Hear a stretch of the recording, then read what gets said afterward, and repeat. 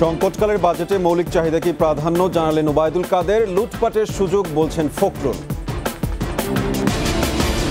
কালো টাকা সাদা হলে অর্থনীতির আকার বড় হবে মনে করে এফবিসিসিআই। কর ন্যায়পাল নিয়োগের পরামর্শ।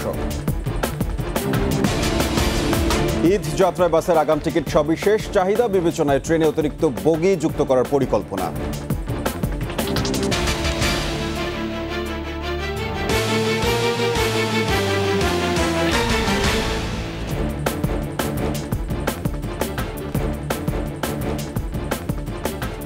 শুনছিলেন ফার্স্ট সিকিউরিটি ইসলামী ব্যাংক পিএলসি সংবাদ শিরোনাম। আমন্ত্রণ রাত 9টার 21 সংবাদের সাথে আছে আমি সাব্বির আহমেদ। দর্শক, 21 টেলিভিশনের সংবাদ একই সাথে সরাসরি দেখতে পাবেন আমাদের ফেসবুক পেজ www.facebook.com/2124 অনলাইনে। অভ্যন্তরীণ সংকটকালে এ বছরের বাজেট গণমুখী ও বাস্তবসম্মত বলে মন্তব্য করেছেন আওয়ামী লীগ সাধারণ সম্পাদক ওবায়দুল কাদের। প্রায় 8 লাখ কোটি টাকার বাজেট দিলেও আওয়ামী লীগের অর্থমন্ত্রীদের ভিক্ষার ঝুলি নিয়ে ছুটোছুটি করার নজির নেই বলে দাবি ওবায়দুল কাদেরের। এ বাজেটে মানুষের মৌলিক চাহিদাকে প্রাধান্য দেওয়া হয়েছে বলেও দাবি তার। মাহমুদ হাসানের প্রতিবেদন। গেল 6 জুন জাতীয় সংসদে 2024-25 অর্থ বছরের বাজেট উপস্থাপন করেন অর্থমন্ত্রী। আওয়ামী লীগের কেন্দ্রীয় কার্যালয় বঙ্গবন্ধু এভিনিউয়ে এবারের বাজেট নিয়ে আনুষ্ঠানিক সংবাদ সম্মেলন করেন দলের সাধারণ সম্পাদক ওবায়দুল কাদের। প্রায় 8 লাখ কোটি টাকার এই বাজেট। এই সময় বলেন, আন্তর্জাতিক সংকটকালে এই বাজেট গণমুখী ও বাস্তবসম্মত। এই বাজেট পরিমিত, বাস্তবসম্মত, গণমুখী, সাহসী বাজেট। বাংলাদেশ আওয়ামী লীগের পক্ষ থেকে আমরা স্বাগত জানাচ্ছি। কালো টাকা সাদা করার ব্যাখ্যাও দেন আওয়ামী লীগ সাধারণ সম্পাদক। অনেকের হাতে গোপন টাকা উদ্ধার করতে বাজেটে কালো টাকা সাদা করার সুযোগ আছে। এই সুযোগ দানের মাধ্যমে অর্থ উপার্জনের ক্ষেত্রে অন্যায় অবৈধ কাজের শাস্তি মওকুফের সুযোগ নেই। সাংবাদিকদের এক প্রশ্নের জবাবে ওবায়দুল কাদের বলেন, 5 বার দুর্নীতির বিশ্ব চ্যাম্পিয়ন বিএনপি দুর্নীতির বিরুদ্ধে আন্দোলন করা বছরের সেরা কৌতুক। বিএনপি আজকে বড় বড় কথা বলে, অর্থ পাচারের কথা বলে, কালো টাকার কথা বলে, দেশকে গিলিয়ে খাওয়ার কথা বলে। এখন তাদের বাজেট সর্বশেষ ছিল 68,000 কোটি টাকা। তারপরও বাজেটের আগে সাইফুর রহমানকে বিশ্বের অর্থনীতির বিভিন্ন ফোরামে, প্যারিসের কনসোর্টিয়াম বৈঠকে দৌড়াতে হয়েছিল ভিক্ষার ঝুলি নিয়ে। সব চ্যালেঞ্জ অতিক্রম করে আওয়ামী লীগ দেশকে উন্নয়নের শিখরে নিয়ে গেছে জানিয়ে আরও বলেন, শীঘ্রই দ্রব্যমূল্য কমিয়ে আনবে সরকার। দ্রব্যমূল্য নিয়ন্ত্রণে আনা। মাহমুদ হাসান, 21 টেলিভিশন, ঢাকা।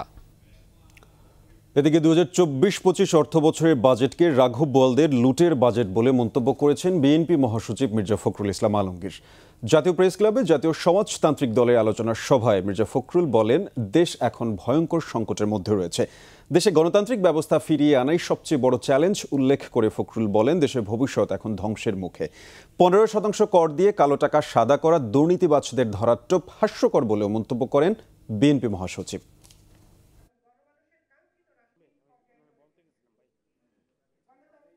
রাঘব বোয়ালদের লুটে খাওয়ার আরেকটা ব্যবস্থা করেছেন। এটা এই প্রত্যেক বছর একই ঘটনা ঘটছে এবং যারা আপনার অর্থনৈতিক বিশ্লেষক তারা বলছেন যে এটা আপনার শুধুমাত্র ক্ষতি ছাড়া আর কিছু করবে না।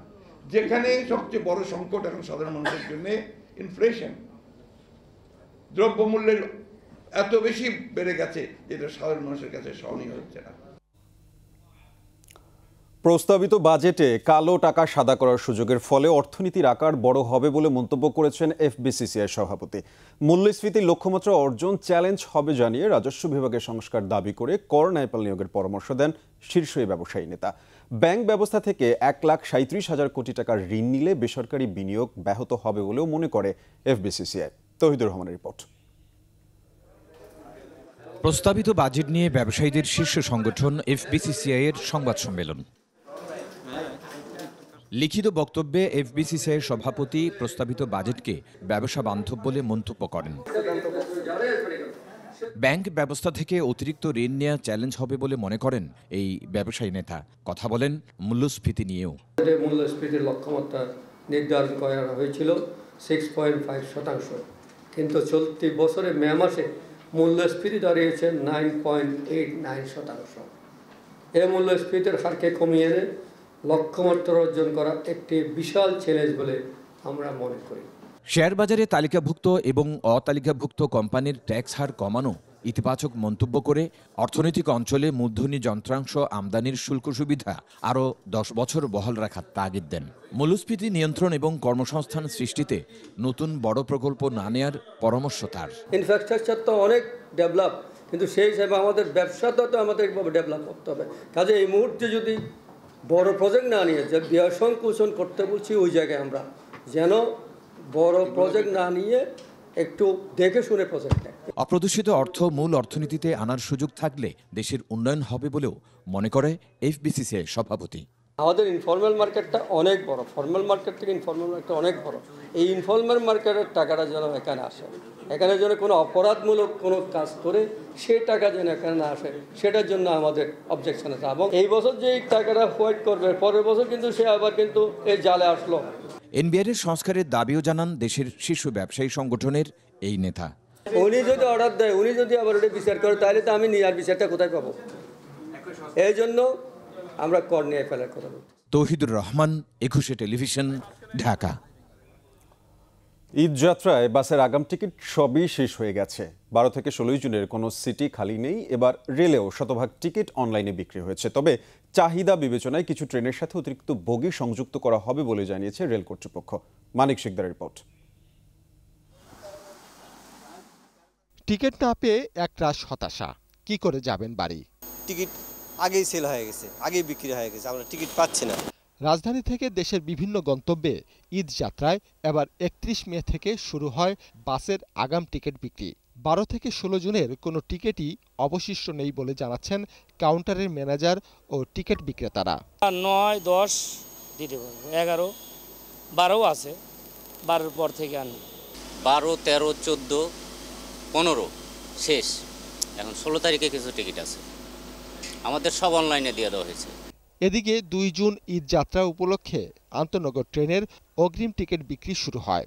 অনলাইন টিকিটকে স্বাগত জানালেও কয়েক মিনিটের মধ্যে সব টিকিট শেষ হয়ে যাওয়া নিয়ে প্রশ্ন তুলেছেন অনেক যাত্রী।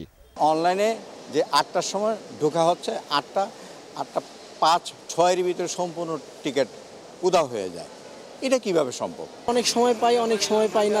রেলওয়ে কর্তৃপক্ষ বলছে প্রতিদিন 33,000 টিকিটের বিপরীতে চাহিদা কয়েক লাখ। সে কারণেই টিকিটও দ্রুত শেষ হচ্ছে। কারণ এই এবারে যে আমাদের প্রতিদিনই প্রায় আপনার 1 কোটির উপরে হিট করেছে, কোনো দিন 2 কোটিও ছাড়িয়ে গেছে সারাদিনে।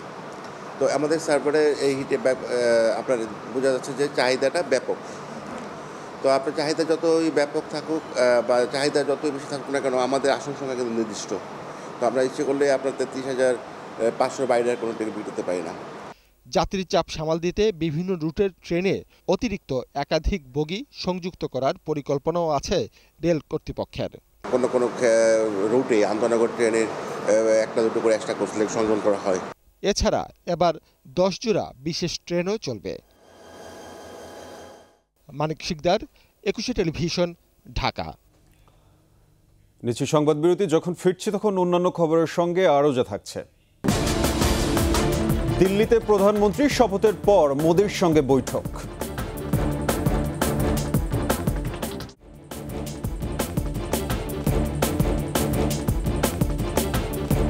আমন্ত্রণ আবারও রাত 9টার 21 সংবাদে। তৃতীয় মেয়াদে ভারতের প্রধানমন্ত্রী হিসেবে নরেন্দ্র মোদীর শপথ গ্রহণ অনুষ্ঠানে যোগ দিতে নয়াদিল্লি পৌঁছেছেন বাংলাদেশের প্রধানমন্ত্রী শেখ হাসিনা।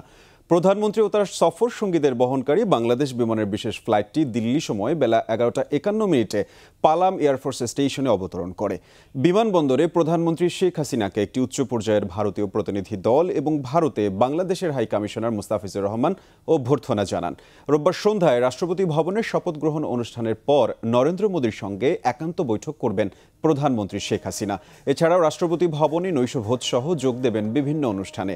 এর আগে হযরত শাহজালাল আন্তর্জাতিক বিমানবন্দর থেকে বিমান বাংলাদেশের একটি বিশেষ ফ্লাইটে ঢাকা ত্যাগ করেন প্রধানমন্ত্রী।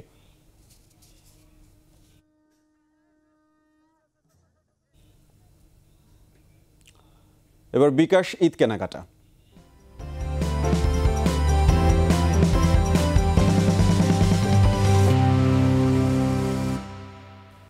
অতিথি পরায়ণতার মতো গল্প আড্ডাতেও বাঙালির জুড়ি মেলা ভার। বিশেষ কোনো উপলক্ষ ছাড়াই একই জায়গায় বসে দেশের মানুষ ঘন্টার পর ঘন্টা আড্ডা দিতে পারেন। সাথে এটা সেটা খাওয়া চলতেই থাকে। আড্ডার আমেজে খাওয়া দাওয়াকে আরও সহজ করতে ঈদ উপলক্ষে বিকাশ দিচ্ছে ইনস্ট্যান্ট ক্যাশব্যাক অফার। পার্থসারথীর রিপোর্ট। সময়ের বিবর্তনে আড্ডার ধরন ও পরিসরের সঙ্গে বাঙালির খাদ্য সংস্কৃতিতেও নানা পরিবর্তন এসেছে।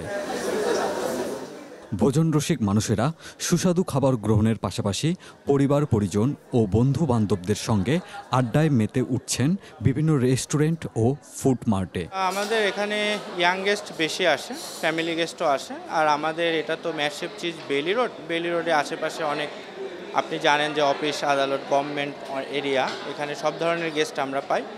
আর আমাদের এখানে 2টা মেনু আছে, ম্যাটশেপের কিছু আইটেম আছে, চিজের কিছু আছে, সব ধরনের আইটেম আমাদের অ্যাভেলেবেল পাওয়া যায়। ম্যাটশেপের যেমন গার্লিক রাইসটা আমাদের অনেক পপুলার আইটেম, শাহাপুটিন আছে, অনেকগুলো প্ল্যাটার আছে আমাদের, হাবানেরো প্ল্যাটার, চিকেন স্টেক মিল। ঈদুল আজহা উপলক্ষে আড্ডা, খাওয়া দাওয়া আর লেনদেনকে আরও সহজ করতে বিকাশ নিয়ে এলো ইনস্ট্যান্ট ক্যাশব্যাক অফার। 10% হিসেবে দিনে 100 টাকা এবং ক্যাম্পেইন চলাকালে 200 টাকা পর্যন্ত ক্যাশব্যাক পাচ্ছেন ক্রেতারা। আলহামদুলিল্লাহ ভালো সাড়া পাচ্ছি। বিকাশে পেমেন্ট সিস্টেম থাকার জন্য কাস্টমারদের সুবিধা হচ্ছে পেমেন্ট করার জন্য। অনেকে দেখা গেছে যে ক্যাশ ক্যারি করে না, অনেক সময় দেখা গেলো যে নির্ধারিত যে বাজেট আসে সেই বাজেটের বাইরে অনেক সময় বিল হয়ে যায়, তো তখন দেখা গেলো বিকাশ পেমেন্ট থাকার কারণে তারা বিকাশ পেমেন্টটা করতে পারছে। অফারগুলো থাকার কারণে কাস্টমারও বিভিন্ন সময় বিভিন্ন অফার পাচ্ছে, তাদের জন্য সুবিধা হচ্ছে। তারা অনেক সময় ডিসকাউন্ট পাচ্ছে বা অনেক সময় ক্যাশব্যাক পাচ্ছে, এতে করে তাদের জন্য ভালো হচ্ছে, আমাদের জন্য ভালো হচ্ছে, আমাদের পেমেন্টটা বিকাশ পেমেন্টটাও বাড়ছে। তো সব মিলে ওভারঅল আলহামদুলিল্লাহ ভালো। নগদ অর্থ বহনের ঝামেলা না থাকায় নিরাপদ লেনদেনে বিকাশে আস্থা বাড়ছে গ্রাহকদের। পার্থসারথী, 21 টেলিভিশন, ঢাকা। এই ঈদে দেশ জুড়ে কেনাকাটার ফুর্তি হবে শুধু বিকাশে, সাথে ডিসকাউন্ট কুপন, ইনস্ট্যান্ট ক্যাশব্যাক। এবার বাণিজ্য সংবাদ।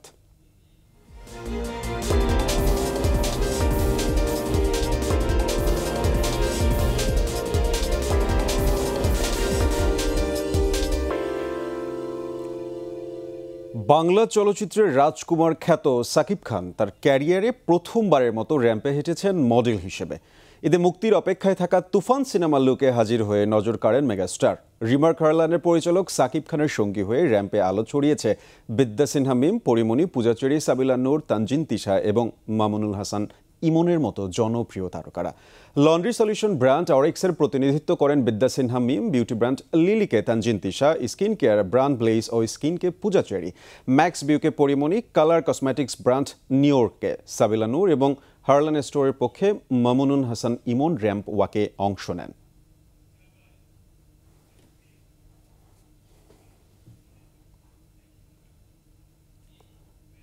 আর এর সাথে শেষ করছি রাত 9টার 21 সংবাদ। যাবার আগে ফার্স্ট সিকিউরিটি ইসলামী ব্যাংক পিএলসি সংবাদ শিরোনামগুলো আরও একবার। সংকটকালের বাজেটে মৌলিক চাহিদাকেই প্রাধান্য জানালেন ওবায়দুল কাদের। লুটপাটের সুযোগ বলছেন ফখরুল। কালো টাকা সাদা হলে অর্থনীতির আকার বড় হবে মনে করে এফবিসিসিআই, কর ন্যায়পাল নিয়োগের পরামর্শ। ঈদ যাত্রায় বাসের আগাম টিকিট সবই শেষ, চাহিদা বিবেচনায় ট্রেনে অতিরিক্ত বগি যুক্ত করার পরিকল্পনা।